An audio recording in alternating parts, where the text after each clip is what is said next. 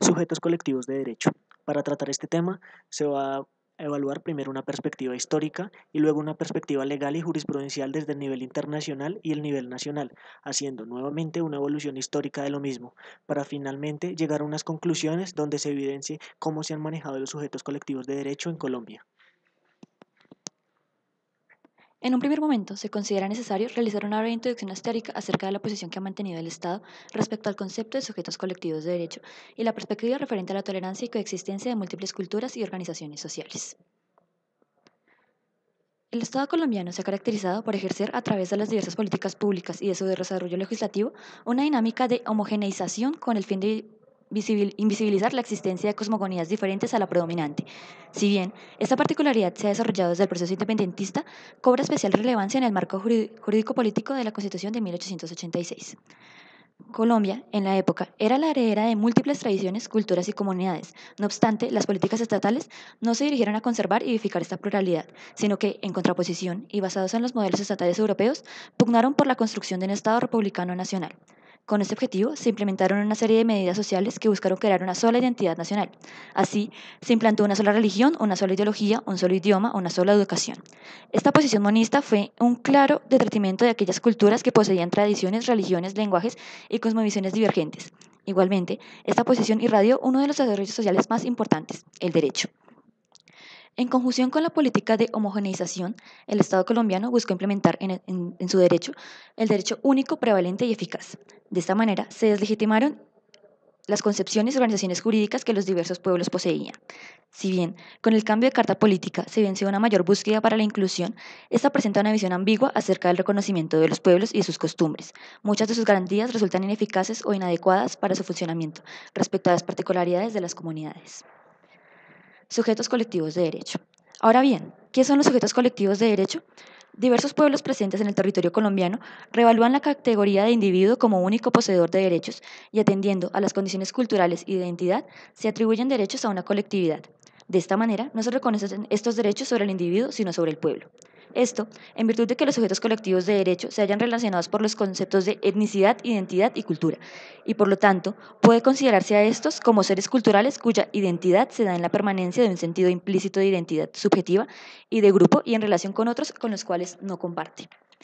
De esta manera, a partir de la particularidad, no puede atribuirse el mismo sistema de derechos o calidades que suelen portar los individuos, sino que, en virtud de su fuerte formación como colectivo, son poseedores de este tipo de derechos.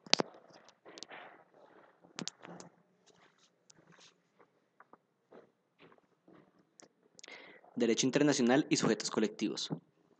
El concepto de pueblo bajo la luz del derecho internacional se configura desde la libre determinación de un grupo de personas que comparten ciertas características en común y que pueden llegar inclusive a conformar un Estado. Sin embargo, con el reconocimiento a la determinación de los pueblos indígenas, se crea la figura de pueblo como cultura autodeterminada al interior de un territorio que ha sido reconocida por el derecho internacional, en la medida en que éste ha impuesto a los estados que los cobijan en su territorio obligaciones para con estos sujetos colectivos. El convenio 169 de la OIT sobre pueblos indígenas y tribales establece en su artículo primero que la utilización del término pueblos en este convenio no deberá interpretarse en el sentido que tenga implicación alguna en lo que atañe a los derechos que pueda conferirse a dicho término en el derecho internacional. Es decir, no son pueblos en el sentido propiamente dicho de derecho internacional. Ahora bien, estos grupos, a partir principalmente de distintas legislaciones internacionales, tienen tres grandes grupos de derechos. Primero, reconocimiento de la diferencia. El primer documento que habla sobre el establecimiento de grupos indígenas al interior de un Estado en marcos de derecho internacional fue el Convenio 107 de la OIT. Este habla de su reconocimiento en marcos de inclusión e integración. Esto implicaba que la existencia de este grupo se reconoce, pero la meta final es su desaparición al ser homogeneizado con el resto de la población bajo la idea de la modernización. Esta perspectiva es evidentemente obsoleta al establecerse actualmente el deber de reconocer la diferencia. Es por eso que se entiende la relevancia del derecho a la diferencia a partir del reconocimiento tanto de la tradición humana como de los derechos humanos de los pueblos. Las principales decisiones tomadas en esta materia son el reconocimiento de medidas especiales necesarias para el desarrollo de los pueblos e implementar los puntos determinantes de esa cultura. Segundo, igualdad y mecanismos que la aseguren. A reconocer que hay un pueblo distinto, debe ser establecidos mínimos para la conservación de estos grupos. El hecho de estar distintos no los hace menos. En ese sentido, han de ser concedidas garantías como el acceso a la educación en todos los niveles, a conocer la lengua oficial del país, acceso a la salud, entre otros. Tercero, reconocimiento, ecología y sostenibilidad. Al reconocer la autodeterminación de estos pueblos, se identifica el manejo de ellos sobre ciertos territorios. Dicho esto, en aras de sostenimiento global, a partir de los aspectos ecológicos y medioambientales, se les da la facultad y el deber a estos pueblos del manejo de ciertos territorios a partir de la tradición y el conocimiento que estos tienen, con la meta final de conservar el medio ambiente. Normatividad internacional. Primero, Convenio 169 de la OIT. Este convenio habla de características necesarias para el trabajo en condiciones dignas de personas que hacen parte de pueblos indígenas y o triviales. Para hacer esto posible, deben existir mínimos integrales para estos pueblos, logrando la defensa de sus derechos y la preservación y conservación de su cultura. Esto, tal y como se dijo previamente, se diferencia del Convenio 107 al ser objetivo de este último la integración y disolución de dichos pueblos. Entre los derechos que más se destacan en este convenio son el libre acceso a la educación en todos los niveles en el artículo 26, enseñanza de la lengua oficial del país en el artículo 28, formación profesional para los miembros de estos grupos según lo desea el individuo en el artículo 21, medidas de desarrollo propio en aspectos culturales, sociales y medioambientales en el artículo 7, entre otros derechos. Derecho internacional humanitario y derecho internacional de los derechos humanos. Estos dos elementos se encuentran configurados como obligaciones y pretensiones de los pueblos frente a los estados. En el derecho internacional humanitario se procura la protección de los pueblos bajo situaciones de conflicto.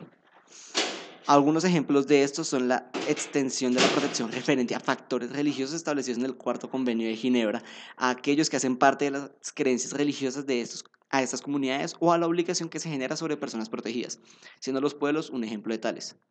Frente al derecho internacional de los derechos humanos, el documento clave es la Declaración de las Naciones Unidas sobre Derechos de los Pueblos Indígenas. Esta es una declaración que refuerza varios de los elementos vigilados por el Convenio 169 y que suma ciertas pretensiones que tienen esos grupos. Vale la pena resaltar que este no es vinculante. A pesar de esto, este tuvo un precedente en la Declaración sobre los Derechos de las Personas Pertenecientes a Minorías Nacionales o Étnicas, religiosas y lingüísticas. Esta declaración tiene aspectos claves de reconocimiento de los derechos de los individuos pertenecientes a estas comunidades. No obstante, su mayor diferencia con su sucesor será el tratamiento que se hace de los titulares de los derechos. Mientras que en la Declaración de las Minorías se habla de los miembros de las comunidades, la Declaración de los Pueblos habla de pueblos, es decir, los trata como sujetos colectivos de derecho. Afortunadamente, sí se encuentran otros documentos vinculantes, como lo son el PIES y el PIDSP. Estos generan obligaciones de los estados frente a sus miembros, incluyendo a sus grupos. Por consiguiente, se trata de una protección reforzada a mínimos necesarios para esas comunidades.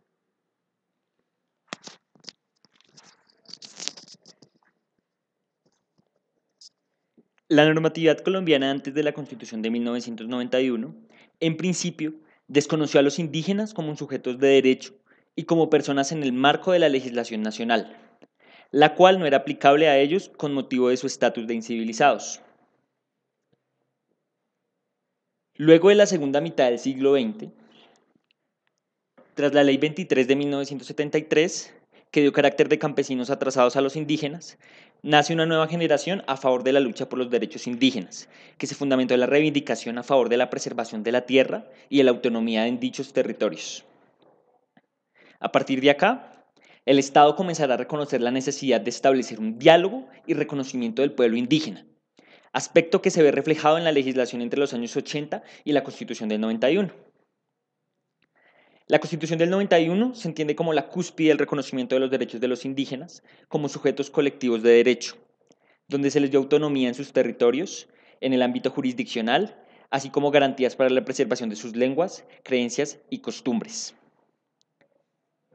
Bajo este contexto, se resaltan el autogobierno en sus territorios, las reglas jurisdiccionales en materia penal y la autonomía frente a la toma de decisiones en materia política, social y cultural. Finalmente, la jurisprudencia estableció el desarrollo de varios de los derechos constitucionales del pueblo indígena, resaltando aspectos fundamentales como la inmediatez de la autonomía de los territorios indígenas, lo que desligó la garantía de esos derechos al desarrollo legislativo que muchas veces lograba perjudicar la plena garantía de esos derechos.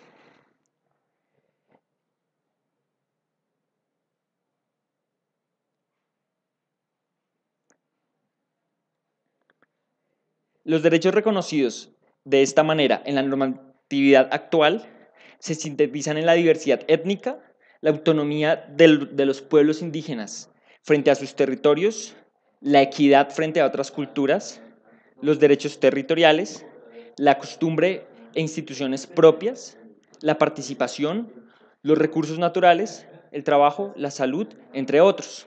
Prerrogativas que tienen su límite en los derechos humanos y en específico en los derechos fundamentales, ya que los derechos colectivos de los indígenas no pueden transgredir el ordenamiento constitucional. De esto se deduce a manera de conclusión que la normatividad colombiana en materia de derechos de los indígenas ha evolucionado notoriamente, desde aquel concepto en que los consideraba como incivilizados hasta el que los considera como sujetos colectivos de derechos con plenas garantías en el marco de un Estado social de derecho. Sin embargo, cabe resaltar que dicho reconocimiento en cuanto a prerrogativas de derechos ha sido subrogado y limitado por los derechos individuales y por el liberalismo moderno, lo cual ha promovido la limitación de los mismos y la no garantía efectiva de las prerrogativas a favor de la comunidad indígena.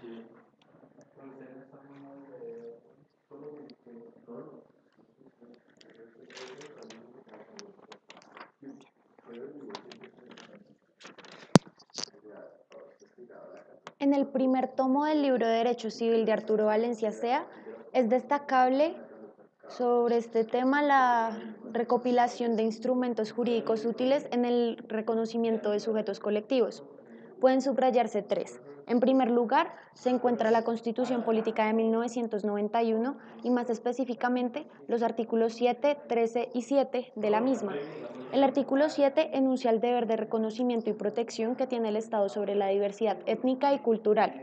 El artículo 13 se refiere a la igualdad entre colombianos y al deber de protección que recae nuevamente sobre el Estado. Y finalmente el artículo 70 hace hincapié en el fomento de la cultura por ser fundamento de la nacionalidad. En segundo lugar está la Ley 1381 de 2010, que desarrolla normatividad respecto a los derechos lingüísticos.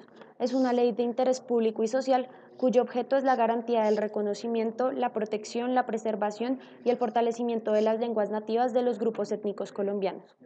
Ahora bien, se reconocen en este libro los 4 sujetos colectivos de derecho: los pueblos indígenas, el pueblo rom o gitano, la comunidad raizal y las comunidades negras. Los pueblos indígenas deben reconocerse como individuos, es decir, como personas físicas y como sujetos colectivos, gozando así de la titularidad de derechos fundamentales, tal como lo enuncia la sentencia T-778 del año 2005. Está en lista algunos de los derechos fundamentales colectivos reconocidos por la jurisprudencia, entre los que se destacan el derecho a la integridad étnica y cultural de su hábitat natural, el derecho a la propiedad colectiva sobre la tierra habitada, el derecho a la supervivencia cultural, a la preservación, el derecho a determinar sus propias instituciones jurídicas y la consecuente administración de justicia en su territorio, el derecho a determinarse por su cosmovisión religiosa y hacerla valer ante terceros, el derecho a la participación en la toma de decisiones que los involucren, al igual que acudir a la justicia como comunidad. Ahora bien, para las comunidades negras se destaca el numeral A del artículo primero del convenio 169 de 1889 de la OIT, previamente mencionado. En este se enuncia que las comunidades afrocolombianas tienen derecho a ser tomadas como pueblos, ya que se distinguen de otros sectores de la colectividad nacional, tanto cultural como legalmente. Por otra parte, está el artículo 55 transitorio de la Constitución Política, el cual les reconoce el derecho a la propiedad colectiva sobre las tierras baldías que históricamente han ocupado. Lo anterior se enuncia en la sentencia T-422 de 1996. Finalmente, en la sentencia T-955 de 2003, se considera necesaria una consulta para la explotación forestal en sus territorios, buscando que se realice lo mejor para la comunidad. Otra comunidad colombiana reconocida como sujeto de derecho es la raizal, cuya cultura fue constituida por los nativos ancestrales del archipiélago de San Andrés y Providencia y Santa Catalina.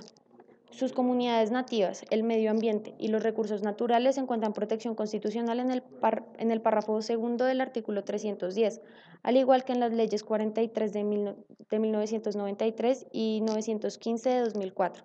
Las anteriores evidencian la facultad del legislador a hacer diferencias de trato principalmente por el reconocimiento de las condiciones distintas entre las negritudes continentales y los raizales.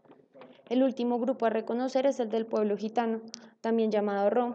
En el decreto 2957 de 2010 reside el marco normativo centrado en este grupo étnico, el cual, de acuerdo al artículo 6 de dicho decreto, goza de identidad cultural, instituciones políticas y sociales e idioma propio. Por otra parte, en la sentencia C-864 de 2008 se subraya el artículo 25 del convenio 169 de la OIT, que habla de las prestaciones especiales para este pueblo.